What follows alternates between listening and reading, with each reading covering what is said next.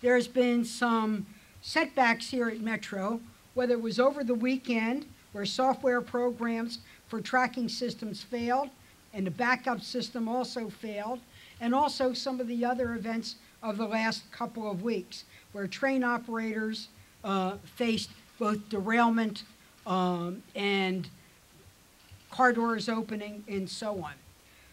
Many of my constituents are really disturbed. The airwaves are hopping today. They've been hopping over the weekend. Emails are coming in, some volcanic, some even more so. And what we're saying, and what they're saying to us is, focus on the problems, fix the problems, and do what you can to prevent them from happening again. They're terrified. So when you get on the Metro and you've got kids with the stroller, you wonder if the car's open or if you've got to jump down and evacuate quickly, what will happen to you? If you're a senior trapped in a car with 100-degree heat and your pacemaker starts to race, you wonder what's going to happen to you.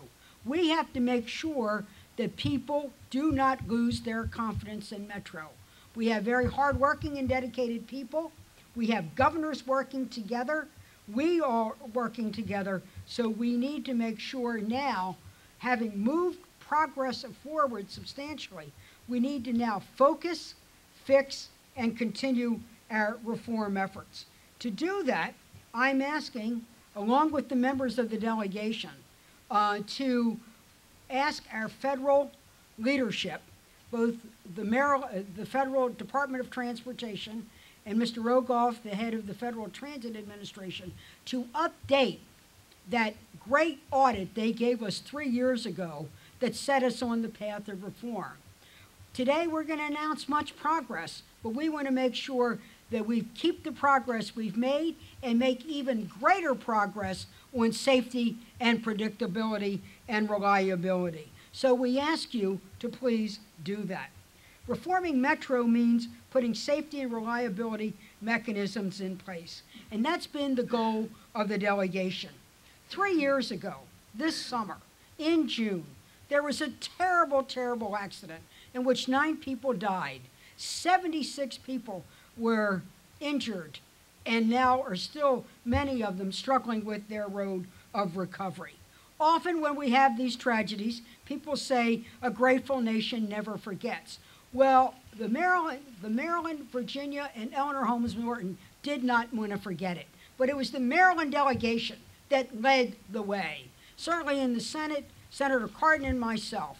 Over there in the House, Congresswoman Edwards, Congressman Van Hollen, we got involved. We asked for a federal investigation by the Department of Transportation. Secretary LaHood responded to us and gave us this great federal audit.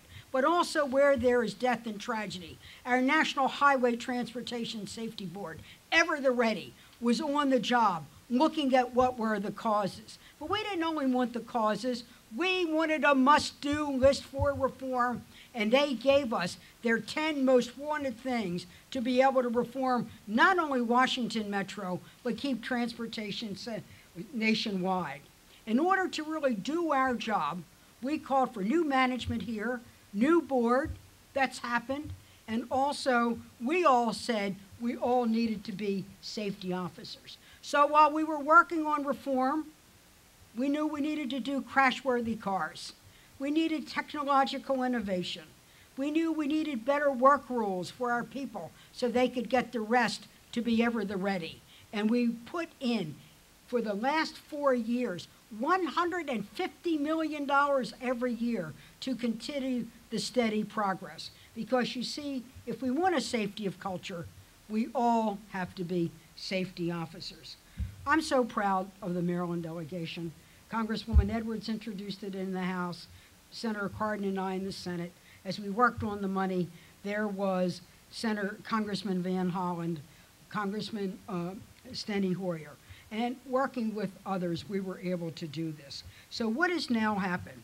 We introduced legislation, not only to get the money, but to reform the system for not only here, but nationwide. Within a month of the terrible tragedy, we introduced the National Metro Safety Act. We found out that we have rules and regs for buses in interstate commerce, for airplanes who get off the ground, but not for subway systems. And this subway system moves 800,000 people a day, and there's not one federal reg mandated to look out for them. So what we did was give the the Transportation Authority to establish those federal safety standards. We require the DOT to work with the National Transportation Safety Board, who has all of those great recommendations to develop it. And that's what has come out: crash-worthy cars, data event recorders, and it got ever these first standards. We passed the bill in the Senate last March, and I'm proud to say on June 6th, President Barack Obama signed the highway bill, and in that highway bill was the first ever federal transit safety standard mandates. This is what we did. Our job is to save lives. Our job is to protect lives. And our job is to make sure whatever we learned here in America's subway, we take it to all the subways around the United States. So for everybody today who's wondering whether they can get on Metro to go home tonight, you're going to hear some news from the people who actually operate the railroad.